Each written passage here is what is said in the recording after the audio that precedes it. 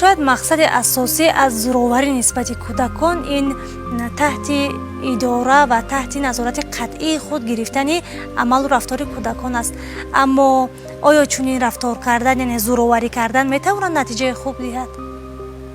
نه، برای اون که یکم کودک علاقه از 3 سالگی میگه که من بله و شخصیت خود رو میشناسه، چیز و چاره که با او متعلق است میدونه. بله حرکت کنید و از یک بازیچه وای گرفته به اجازتش به کسی دیگر دهید. وای در رفته بازیچه خود را صاحبی کردن میخواد، چون که خود را صاحب ملک حساب میکنه. همین خیلی نیست می؟ کودک حساب میکند که اندیشه وای رو به حساب گیریم. من این دویمو ایراد گرفتم، بعد عیب جستن، سختگیری کردن. اگر از جهت پسیکولوژی به انکشاف کودک تاثیر منفی رساند، به انکشاف شخصیتی و باز زیادتر تاثیر میرساند. مستقلیت رو از دست میدهد. بسیار آدمان کارشون بی‌قرار اونهایی هستند که در مایدگی کودکی نورسی مستقلیت اونها رو دستگیری نکردن.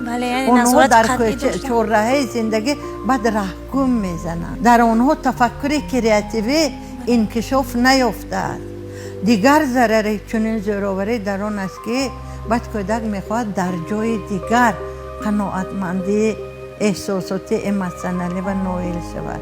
دروغ گفته خود رو خوشحال حس کند، لاف دروغ زند، از دزدی کردن حلاوت برد. از همه بدترین است برای این طبقه کودکان دوگانه رفیقان غیر مطلوب پیدا شدنشون ممکن است. بهترین مادر اون مادر است که دختر و پسر خود را همچون رفیق، همچون صاحب مصلحت، همچون آدم ارزشمند قبول میکند و در نزد آنها چنین اعتبار و نفوذ را پیدا میکند.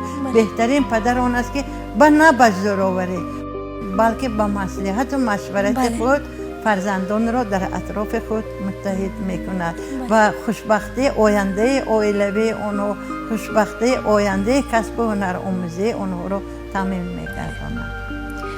آیا کودکان تنها در محیط خانواده به زورآوری دچار میشوند؟ در باغچه‌های تا مکتبی، در مکتب‌ها، میان جامعه نسبت آنها زورآوری نمیشود؟ البته در همه جا ما زورآوری را دچار شده میتوانیم.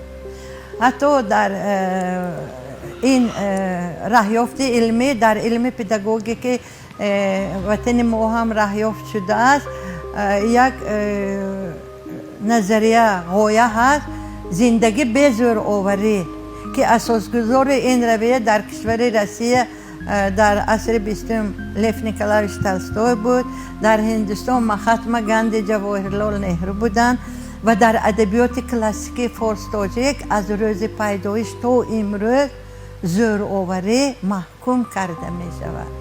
برای شما ادبیات قدیمی خود را ادبیات کلاسیکی میگوییم. کلاسیک این اعتراف کرده شدن از طرف تعداد زیاد آدمان، خلق و ملت ها، دولت و سیاستمدارها هست و در ادبیات کلاسیکی ما همه گونه زورآوری، خواه زورآوری روانی، جسمانی همش محکوم کرده می شود. در دین مبین اسلام هم محکوم کرده می شود و خوب می شد که مردم ما بسیارتر از اینها بهره برداری کرده از گفتن به عمل کردن گذرند. زورآوری در مؤسسه های تا مکتبی، زورآوری در مؤسسه های تحصیلاتی هم هست، لیکن این نه برای اون که میخواهند زورآوری کنند کلان سالن. این وابسته به شرایط امکانیت ها. مثلا در یک وقت 7-8 نفر کودک برای به سوال ها جواب دادن دست میبردارد و آموزگار امکانیت پرسیدن 1-2 نفر را دارد. دیگرها ناراحت رنجور هم میشوند. در این گونه هم دیگر فهمی، بها دادن به وضعیت، بها دادن به امکانیت و دستاوردهای همدیگر طلب کرده میشود.